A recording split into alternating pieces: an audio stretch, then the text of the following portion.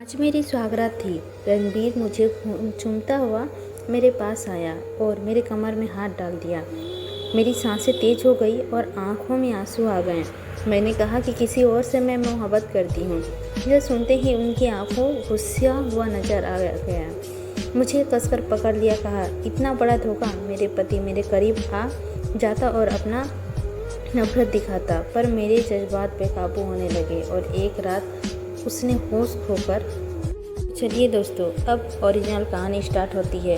ये तो सिर्फ टेलर था, आगे आगे देखिए क्या होता है। आप लोग ध्यानपूर्वक कहानी का पूरा एंजॉय लीजिए और पूरा वॉच कीजिए, पूरा साउंड को सुनिए और समझिए।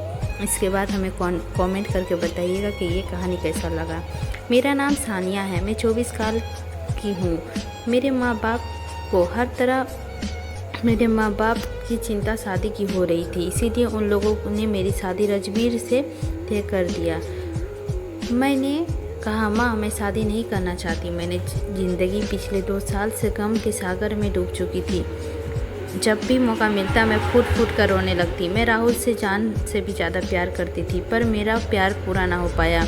उसकी मोहब्बत पाने के लिए हर पल तड़पती रहती थी, अपने आप एक कमरे में बंद करके रखती थी। मेरी मोहब्बत की अधूरी कहानी मुझे जीने ना देती, ना बाहर निकलती थी और ना ही मिलती जुलती थी किसी से। मेरे घर वालों से बहुत कोशिश करती थी मुझे गम से बाहर निकालने के लिए, पर मेरा दिल ही ना था जो मानता था। आखिरकार मेरे मम्मी पापा मेरी शादी तय कर दी। वो चाहते थे कि इस गम से के समंदर से निकलने का एक ही रास्ता है, वो मेरे शादी। मेरी ज़िंदगी का नए सफ़र शुरू करने जा रहे थे। मैं अपने घर पर उदास बैठी रहती थी कि राजवीर का कॉल आ गया। उसने कहा, सानिया मैं तुमसे मिलना चाहता हूँ, और वह मुझसे अकेले में, क्योंकि वो शादी से पहले एक दूसरे से जान सके इसीलिए मिलना चाह रहा था। मैंने अपनी मम्मी से बात कही तो उसने इजाज़त दे दी। वैसे तो हमारे घर पर मेल झूल नहीं होता है, लेकिन फिर भी हमें इजाज़त मिली थी। उन लोगों ने मेरी हालत पता था, पिछले 2 साल से मैंने क्या झेला है। इसी वजह से मेरे पापा ने खुद पर मुझे इस जगह ड्रॉप कर दिया। मेरे सारे दोस्त पीछे छूट गए थे और मैं घर वालों को समझ चुके थे कि ऐसे मैं मार खा जाऊँगी या फिर पागल हो जाऊँगी, पागल खाने भर्ती होना पड़ेगा। इसी वजह से उन्होंने मुझे इजाज़त दी थी। मैंने सोचा एक बार राजवीर से मिल लेती हूँ, क्योंकि 1 महीने बाद शादी की तारीख तय हो चुकी थी। मैं भी जानती थी कि बिन प्यार की शादी है, क्योंकि प्यार में तो राहुल से ही करती हूँ और करती रहूँगी। उसे भूल पाना मेरे बस की बात नहीं है। मैं एक सलवार कमीज पहनकर राजवीर से मिलने आई थी। राजवीर कहने लगा, तुम जीन्स टॉप नहीं पहनती हो क्या? मुझे लगा उसमें तुमसे ज़्यादा खूबसूरत लगोगी। राजवीर शायद मॉडर्न विचार का लड़का था। मैंने वहाँ कॉलेज में जीन्स टॉप पहन कर जाती थी। आप मेरे होने वाले पति हैं, इसीलिए मेरी माँ ने यह सलवार कमीज पहनने के लिए कहा है। उसने कहा कि तुम जो मर्जी पहन सकती हो, बस तुम्हारा जिस्म में ठीक से ढका रहना चाहिए। जीन्स टॉप में कोई दिक्कत नहीं है, कहकर उसने हल्की सी मेरी हाथ पकड़ लिया। जैसे ही राजवीर मेरे हाथ को छुआ, मेरे अंदर एक सनसनी पैदा हो गया। राजवीर ने कहा, चलो पार्क में बैठकर कुछ बात करते हैं। शायद पूरे 2 साल बाद किसी ने मेरा हाथ पकड़ा था। मर्द का स्पर्श क्या होता है वह तो मैं भूल ही चुकी थी। मुझे राहुल की याद आने लगी, जिसमें यूं ही हाथ पकड़कर मेरे साथ घुमा करता था। वह मेरी ज़िंदगी था। कॉलेज में 3 साल हमने यूं ही मोहब्बत से बिता दिए थे। राहुल अक्सर मेरा हाथ पकड़ कर लेता और कभी किस करता और मैं उसके साथ डूब जाती थी। पर आज मेरा हाथ पकड़ने वाला शख्स राहुल नहीं बल्कि राजवीर था। बस मेरी यही एक चिंता थी कि कैसे इसे मैं दिल दे पाऊंगी। राजवीर होले मेरे हाथ से दबा रहा था, अपनी उंगली से गुदगुदी कर रहा था। मेरे अंदर एक अजीब सी एहसास घर करने लगा था। मैं उनकी आंखों में देखने लगी। वह भी मुझे देख कर मुस्कुरा रहा था। शादी से पहले वह मुझसे 2-3 बार मिला था, कभी रेस्टोरेंट में मिलता तो कभी पार्क में।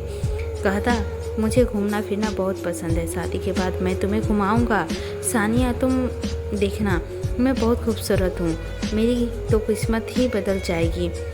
इस तरह से तुम मुझे हमेशा अच्छी बातें करता। उसने यह भी कहा कि मेरी शादी के बाद अगर तुम कुछ कहना चाहती हो तो कह सकती हो। मैंने राजवीर से कहा, कई सारे सपने थे पर कुछ भी पूरा ना कर पाई। उसने कहा, मैं पूरा कर दूंगा, मैं तुम्हारे साथ दूंगा अपने सपनों को पूरा करने के लिए, बस तुम एक बार मेरी हो जाओ। ऐसे बातों में दिन बीत गए। मैं शादी करके राजवीर के घर आ गई।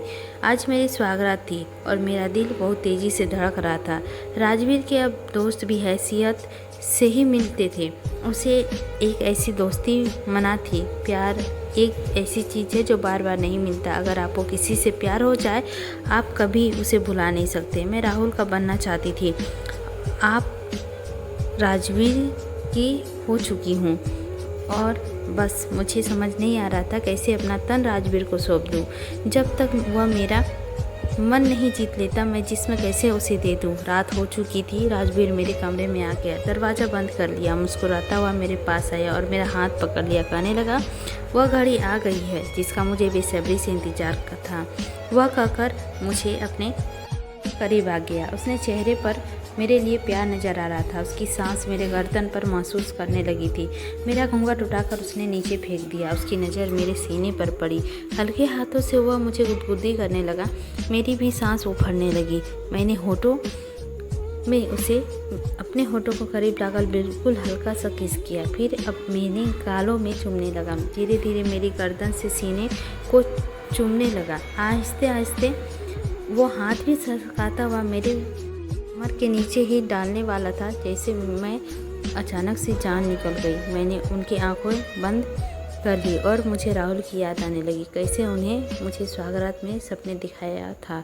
बातों ही बातों में न जाने कितनी बार राहुल के साथ यह सब कुछ मैं कर चुकी थी और आज मेरे जिस्म में कोई और अनजान मर्द हाथ लगा रहा था। मेरी मोहब्बत नहीं है, यह सोचकर मेरी आंखों में आंसू आ गए और राजवीर ने मेरी आंसू को देखा तो पीछे हट गया। कहा, क्या बात है, तुम्हारी आंखों में आंसू क्यों है? मेरी माँ ने मुझे बार बार कहा था कि राहुल के बारे में राजवीर से कभी ना कहूँ। मर्द होने के नाते वह भी तो सह नहीं सकता। तुम किसी और का प्यार करती थी। तुम समझा पूछा कर मेरी माँ ने मुझे विदा किया था, लेकिन माँ की सीख शायद उस वक्त मेरे दिमाग से निकल गई। मैंने कहा कि किसी और से मैं प्यार करती हूँ। यह सुनते ही राजवीर के चेहरे का भाव बिल्कुल बदल गया। जिस चेहरे पर कभी मोहब्बत नजर आ रही थी, उसमें नफरत नजर आने लगी। उसकी आंखों में गुस्सा साफ झलक दिखाई दे रहा था। मुझे कसकर अपने करीब खींच लिया। उसने जिस्म में बिल्कुल चिपका लिया। मेरी हालत खराब होने लगी। मेरी सांसें बहुत तेज हो गई। कहने लगा, इतना बड़ा धोखा? उसकी आंखें लाल हो चुकी थी। ऐसा चेहरा मैंने उसे पहली बार देखा था। कौन सा बड़ा तूफान उनकी ज़िंदगी से गुजरा हो। अब गुस्से के साथ किसी किस करने लगा था। थोड़ी देर बाद उसने मुझे छोड़ दिया, अपनी जगह से आकर लेट गया। मैं हक्का बक्का वहीं पर बैठी रही। सोचने लगी, मैंने तो सच ही बताया। शायद मुझे अपनी माँ की बात मान लेनी चाहिए और यह बात छुपा लेनी चाहिए। मैं तो बहुत पहले ही उसे बताना चाहती थी कि मैं जिस इंसान से शादी का फैसला किया है वह धोखे में नहीं रखना चाहती थी, पर उसके चेहरे में हैरान देखती तो मेरे दिल की बात ना कह सकी। मैं भी वहीं पर लेट गई और सो गई। सुबह उठी तो देखा राजवीर कमरे में नहीं है। मैं बाहर निकली तो मेरी सास मेरे पास आ गई और कहने लगी, राजवीर काम से चला गया है, उसने तो छुट्टी ले रखी है, जाने उसे क्या हो गया, वह काम पर चला गया। तुम बुरा मत मानो बेटा, ज़रूर कुछ अर्जेंट हुआ होगा। मैं समझ चुकी थी कि राजवीर छुट्टी लेने के बावजूद भी काम पर क्यों गया। मुझसे दूर रहना चाहता था। मैं दिन भर में अपनी सास के हाथ बटाती रही। जब शाम हुई तो अपनी सास से इजाज़त लेकर मैं मंदिर जाने लगी थी। वापस आई तो देखा राजवीर काम से वापस आ चुके थे, बैठकर चाय पी रहे थे। मैंने आते हुए काफ़ी गुस्से से मेरी तरफ देखा। मैं अपने कमरे में आ गई। कुछ देर की हवा के झोंके की तरह राजवीर मेरे कमरे में आया और दरवाज़ा बंद कर लिया। मेरे बाल पकड़कर खींचता हुआ मुझे दीवार पर लगा दिया। कहने लगा, मुझसे बिल्कुल चिपक गया। कहने लगा कि तुम। मैं घबराने लगी। मैं मंदिर गई थी, माँ जी इजाज़त लेकर गई थी। उसने कहा, झूठ, सब झूठ। तुम जैसी गैर औरत मैं अच्छे से जानता हूँ। अपने यार से मिलने गई थी ना, तुम्हें शर्म नहीं आती? शादी मुझसे की हो और अपने यार से चोरी छिप के मिलने जाती हो। उसकी बातें सुन के मेरी आंखों से आंसू निकल गए थे। मैं रोने लगी थी। राजवीर, यह कैसा मजाक है और यह क्या इल्ज़ाम लगा रहे हो? तुम तो बिना सोचे समझे कुछ भी बोले जा रहे हो। उसने कहा, तुम्हारी इस झूठे आंसुओं का मुझ पर कोई असर होने वाला नहीं है। थोड़ी देर में मुझे छोड़ दिया और कमरे से बाहर निकल कर चला गया। और मैं खड़ी खड़ी काँपने लगी। राजवीर की हरकत मुझे बहुत ठेस पहुंचाई थी। अगले दिन भी राजवीर काम पर चला गया। वापस आकर कहने लगा, माँ मैं दुबई जा रहा हूँ माँ, 3 महीने काम है। मेरी सास से सुनकर हैरत में पड़ गई। कहा, बेटा अभी तो तेरी नई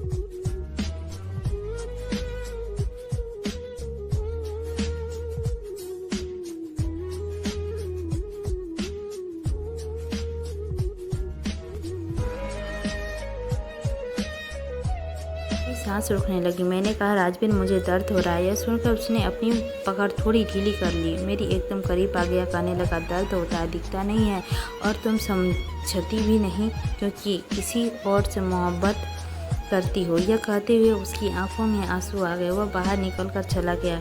ये बेरुखी मुझे काटने के लिए दौड़ रही थी। राजवीर का नफरत मेरे सीने में चुभने लगी।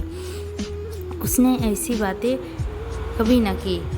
पूरी बात जानने के बजाय भी कोशिश नहीं की। मैं तो बस अपना गम बांटने के लिए राजवीर की सच्चाई कही थी, पर मुझे उसकी यह गुस्सा यह नफरत सहन नहीं होता। रात को कमरे में सोने आ गया। मैं राजवीर की ओर देखी ही रही थी कि अपनी शर्ट उतारने लगा। मेरी नज़र उसकी जिस्म में थी। वह बहुत ही हैंडसम लड़का था। मस्त बॉडी थी। कोई भी लड़की उसे देख ले तो उसकी प्यार में पड़ जाए। उसके चेहरे में एकदम तेजी थी। अचानक राजवीर का नज़र मुझ पर पड़ा।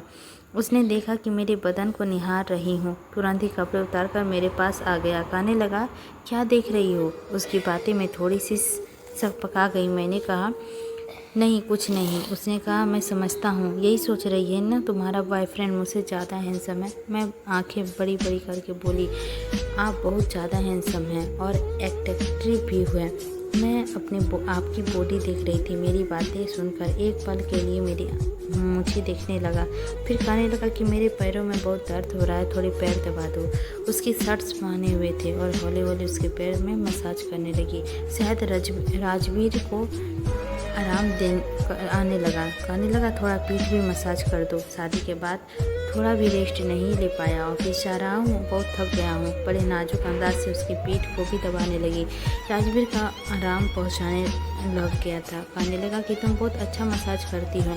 उसके जिस्म को छूते ही जाने क्यों मेरे अंदर एक सनसनी से पैदा हो गई थी और उसे छोड़ने का बिल्कुल भी मन नहीं कर रहा था। मैं उसकी मसाज करती थी। राजवीर सो चुका था और मैं उसकी ज़िंदगी में मुझे हासिल करना होगा। मुझे आज नींद नहीं आ रही थी। करीब रात के 2 बज गए थे। मैं घर के बाहर निकल गई। सामने जाकर जगह बनी हुई थी, वहाँ बैठ गई। बाहर से खुली हवा में मैं सांस लेने लगी थी और मुझे महसूस हुआ कि मेरी ज़िंदगी किस कदर उलझ गई है। अचानक किसी ने मेरे कंधे के हाथ रखा। मैं बहुत घबरा गई। मैंने कहा, कौन? पीछे मुड़कर देखा तो वह हंसने लगा। कहने लगा कि किसी और को एक्सेप्ट नहीं कर पा रही हो। तुमने अपने बॉयफ्रेंड को बुलाया है ना, ताकि तुम्हारी ज़रूरत मिटा सके। राजवीर के चेहरे पे नफरत और गुस्सा था। अब वह मुझसे भी कह देता था बिना सोचे समझे। मेरे बारे में ऐसी गंदी बातें कैसे कर सकते हैं? उसने कहा कि रात के 2 बजे पत्नी चुपके से घर से बाहर निकलकर बैठी हुई हो। क्या सोचो तुम्हारे बारे में कि तुम सती सावित्री हो? अपने प्रेम का इजहार करने के लिए तुम यहाँ बैठी होगी। मैं कहने लगी, राहुल मर चुका है, भगवान के पास है, कभी वापस नहीं आएगा। 2 साल पहले उसकी मौत हो चुकी है। उसकी मौत का जिम्मेदार खुद को मानती थी, इसीलिए सदमे से बाहर ना निकल पा रही थी। रोज़ घुट घुट के मरती थी। यह कहते कहते मेरी आंखों से आंसू आ गई और फिर मैं अंदर गई, कमरे में आकर लेट गई। थोड़ी ही देर बाद राजवीर मेरे पास आके लेट गया। हमारे बीच कोई बातचीत ना हुई। मैं शीशा से हंस के रो रही थी और राहुल की यादों में खो गई। हमारे कॉलेज खत्म होने के बाद राहुल ने जॉब ले ली थी। मुझसे वादा किया था कि 1 साल के अंदर मैं तुमसे शादी कर लूँगा, थोड़ी सेटल हो जाने दो। पर 6 महीने बाद उसने मुझसे कहा कि मैं दुबई जॉब करने का ऑफ़र मिला है, सैलरी यहीं से कहीं ज़्यादा है। राहुल 1 साल के लिए दुबई जाना चाहता था। मैं रोने धोने लगी, उसे लिपट गई थी, कहने लगी थी मुझे छोड़कर मत जाओ, मैं कम पैसे में भी गुजारा कर लूँगी, तुम्हारे बिना मैं नहीं जी सकती, तुमसे बेहिंता मोहब्बत करती हूँ।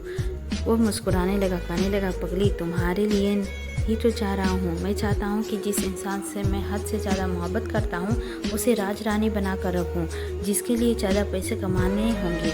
बस 1 साल का इंतज़ार कर लो।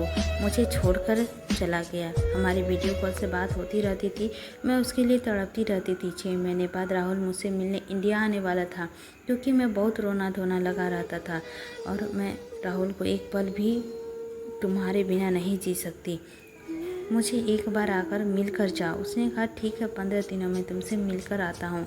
पर राहुल नहीं आया। उसकी मौत की खबर आई, एयरपोर्ट के रास्ते में उसका एक्सीडेंट हो गया था, दुबई से लौट ना पाया, उसकी वहीं मौत हो गई। उसके बाद मैं राहुल की मौत का जिम्मेदार खुद को मानती हूँ।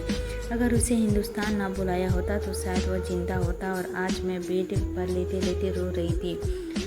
अचानक राजवीर मेरे कंधों पर हाथ रखा और कहने लगा, देखो जो हुआ सो हो गया, इतना मत रो, इससे तुम्हारी तबीयत खराब हो जाएगी, जल्दी हमें दुबई जाना है। मैं उनकी आंखों को देखने लगी। राजवीर मुझे दुबई लेकर जाना चाहता था।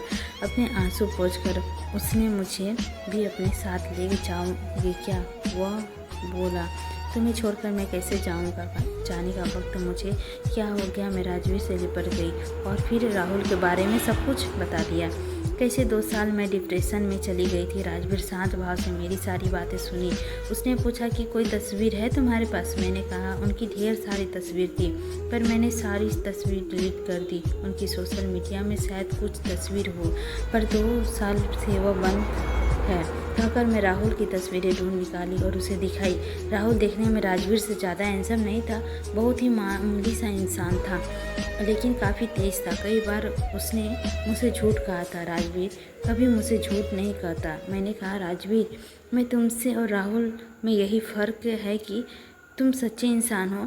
मुझे तुम्हारी सच्चाई बहुत पसंद है, लेकिन तुम्हारे बिना सच जाने मुझे कौन इल्ज़ाम लगाएगा। मैं तो तुम्हारी सच्चाई बताना चाहती थी। उसने कहा जो सो जाओ, रात बहुत हो गई है, कल मुझे ऑफिस जाना है। हम दोनों सो गए। राजवीर मुझे दुबई ले जाने की तैयारी करने लगा। मुझे उस वक्त नहीं मालूम था कि मेरी ज़िंदगी कौन नया भूचाल आने वाला है। हमारे बीच में अब भी दूरियां हैं। राजवीर ने मुझे हाथ भी नहीं लगाया था। मुझे डर था कि कहीं हमारी रिश्ता ना टूट जाए, पर जब भी ऑफिस से घर आता तो मुझे ऑफिस के बारे में बताता। मैं भी उसे अपनी ज़िंदगी की सारी बातें बताने लगी थी, हर एक पल बात शेयर करती। वह दिन आ चुका था जब हम दुबई जाने वाले थे। हम दोनों 2 अजनबी थे। राजवीर मेरा ध्यान रखता था, पर मेरे करीब नहीं आता। दुबई गए हुए 3 दिन हो चुके थे। राजवीर ने एक बहुत परेशान नज़र आ रहा था। वो घर आया, उसकी हालत देखकर मैं काफ़ी घबरा गई। उसे बैठाया, कहा क्या हुआ, आप काफ़ी परेशान लग रहे हो, यह एक अनजान देश है, बताओ क्या हुआ। वह मेरी बातें सुनकर मेरी तरफ देखने लगा। उसने मेरी उदासी थी। बाहर बहुत तेज़ बारिश हो रही थी, बादल गरज रहे थे। दुबई में ऐसा बारिश देखने को कम मिलता है। जाने कौन सा तूफान मेरी ज़िंदगी में आने वाला था। मैं राजवीर की ओर देख रही थी। उसने एक लिफाफा मेरे हाथ में रख दिया। मैंने खोला, देखा उसमें एक एड्रेस है। मैं बड़ी हैरत भरी निगाहों से राजवीर को देखने लगी थी। वो मेरी ओर देखकर कहा, तुम्हारा प्रेमी राहुल जिंदा है। यह सुनकर मुझे अपने कानों पर यकीन नहीं आ रहा था। उसने कहा, वह इसी पत्ते पे रहता है। यह सुनकर मेरी आंखें में आंसू आ गए। मैंने कहा, ऐसा कैसे संभव है? 2 साल पहले तो उसकी शौक की खबर सुनकर गुजर रही थी। मेरे तो कुछ भी समझ में नहीं आ रहा था कि राजवीर मेरा हाथ पकड़ लिया, कहने लगा, चलो मैं तुम्हें उसके पास पहुंचा देता हूं। मैं जानता हूं कि तुम उसकी मोहब्बत करती हो और तुम्हें उससे जुदा नहीं करना चाहता। तुम दोनों के प्यार के बीच दीवार नहीं बनना चाहता हूँ। ऐसा कहते हुए इसकी आवाज़ पर आई और मुझे अपने साथ लेकर चला गया। बाहर बारिश देखकर मैं सोच में पड़ गई। ईश्वर, खुशी से आंसू बहा रहे हैं कि मैं अपनी मोहब्बत से मिलने जा रहा हूँ या किसी गम से। मैं राजवीर से जुदा होने जा रहा हूँ। मेरे अंदर ऐसी घबराहट छाई हुई थी कि मुझसे बोला भी नहीं जा रहा था। दिमाग तो मानो काम करना ही बंद कर दिया था। किसी तरीके से मैं पहुँच गई। राजवीर मेरी तरफ देखने लगा। यही घर है। मैं राजवीर की ओर देखने लगी। मेरी आंखों में आंसू थे। कार से उतर के आई। न जाने मेरे सीने में इतना दर्द हो रहा था। मैं दरवाज़ा खटखटाया, वहीं खड़ी थी। जब सामने वाला शख्स दरवाज़ा खोला, उसे देखकर मेरे पैरों तले ज़मीन निकल गई हो। यह कोई नहीं बल्कि राहुल ही था। राजवीर अपने सीने में पत्थर रखकर मुझे यहाँ छोड़ गया। मुझे सामने खड़ा देख राहुल ने मानो ज़ोर से झटका लगा। मुझसे कहने लगा, सानिया तुम यहाँ? मुझे माफ़ कर देना सानिया, मैंने तुम्हारे बहुत मिस किया, पर मैंने पैसों की लालच पड़ गया। अपना काम छोड़कर तुम्हारे पास नहीं आ सका। अब जब तुम मेरे पास आ ही गई हो तो मैं तुम्हें जुदा नहीं होने दूंगा। मैं तुमसे बहुत मोहब्बत करता हूँ। मेरा प्यार सामने खड़ा था, पर मेरे दिल के लिए उसके लिए कोई फीलिंग्स नहीं थी। जिस इंसान की मौत के गम से मैं 2 साल तक घर में बंद थी और भगवान से प्रार्थना किया था कि वो उसे वापस कर दो, आज वो शख्स मेरे सामने खड़ा है, पर मुझे जरा भी खुशी नहीं हो रही थी। यह धोखेबाज इंसान मुझे किस अंधेरे में धकेल दिया था। अगर मुझसे ब्रेकअप भी कर लेता शायद तो मुझे इतना गम ना होता। राहुल अचानक मुझे छूने गया तो मैं उसे पीछे धकेल दिया। कहा, राहुल तुमने मेरे पे इतना बड़ा धोखा दिया है मेरे साथ, तुमसे मैं छूने का हक नहीं है। मैं पिछले 2 सालों में तुम्हारे लिए इतनी तड़पी हूँ। तुमने अपनी मौत की झूठी खबर फैला दी। मेरे आंसू से टप टप आंसू बहने लगे थे। तभी राहुल ने मेरा हाथ पकड़ा। मुझे इतना गुस्सा आया कि मैं जोरदार चमाचा मार दी। मैंने कहा, तुम्हारी हिम्मत कैसे हुई कि मेरे हाथ लगाने की? मैं तुम्हारी नहीं हूँ, मैं राजवीर की मोहब्बत करती हूँ, भले ही उसकी मोहब्बत मेरे नसीब में हो या ना हो। मैं कहकर जाने लगी थी। राहुल मेरा हाथ पकड़कर मुझे घर पर घसीटने लगा। मैं चीखने लगी। तभी वहाँ से राजवीर पहुँच गया। राहुल को एक और घूंसा मारा। कहा, ये मेरी पत्नी, मेरी मर्जी के खिलाफ उसे तुमने हाथ कैसे लगाया? राजवीर को देखते हुए उसने पीछे आकर खड़ी हो गई। कहने लगी, राजवीर मुझे यहाँ से ले चलो। मैं इस इंसान के साथ बिल्कुल भी प्यार नहीं करती और मैं नफरत करती हूँ। तुम्हें तो अपनी सारी तकलीफ़ें बताई है और देखो यह कैसे इंसान है। राजवीर को बड़े प्यार से मेरे हाथ थाम लिया और दोनों बारिश में भीग चुके थे। कार के सामने आकर उसने मुझे अपनी बाहों में ले लिया। कहने लगा, अगर प्यार करती थी तो इजहार क्यों नहीं किया? मैंने कहा कि तुमसे पहले तो मोहब्बत करने लगी थी और मुझे समझ नहीं आ रहा था कि यह दुनिया कैसे मिटाऊं। तुम भी तो वो इंसान हो जिससे मुझे जीने की नई उम्मीद दी है, मुझे गम के साकर से बाहर निकाला है, मेरी ज़िंदगी को रोशन किया है, मेरी निराश ज़िंदगी प्यार की खूबसूरत गहराई को महकाई है। अब मुझे अपने से दूर मत करो। उसने कहा कि कभी नहीं, अब तुम्हें तो अपने से दूर कभी भी नहीं जुदा करूँगा, एक पल के लिए भी। हम दोनों साथ वापस चलने लगे। वहीं राहुल खड़ा होकर हमें देख रहा था। कई लोगों की सच्ची मोहब्बत नहीं मिल पाया है और यदि मिला भी है तो पता नहीं, कुछ लोगों की मोहब्बत मिल जाए तो वो उसे गंवा देते हैं। तो दोस्तों यही है, मोहब्बत सोच समझ के करना चाहिए। किसी अजनबी के साथ यूँ ही मोहब्बत नहीं करना चाहिए। मोहब्बत में कितने भी लालची हो सकता है और लड़के कितना नमक हराम हो सकते हैं वो बता नहीं सकते। तो दोस्तों ये कहानी आप लोगों को कैसी लगी? अच्छी लगी होगी तो लाइक कीजिएगा, चैनल पर नए होंगे तो सब्सक्राइब कीजिएगा एंड बेल आइकन को प्रेस करना बिल्कुल नहीं भूलिएगा, ताकि मैं रोज़ आप लोगों के साथ नई कहानी शेयर कर सकूं और आप लोग उसे देख सकें और पूरा वॉच कर सकें एंड साउंड को एब्जॉर्ब कर सकें। मिलती हूँ कल की कहानी में।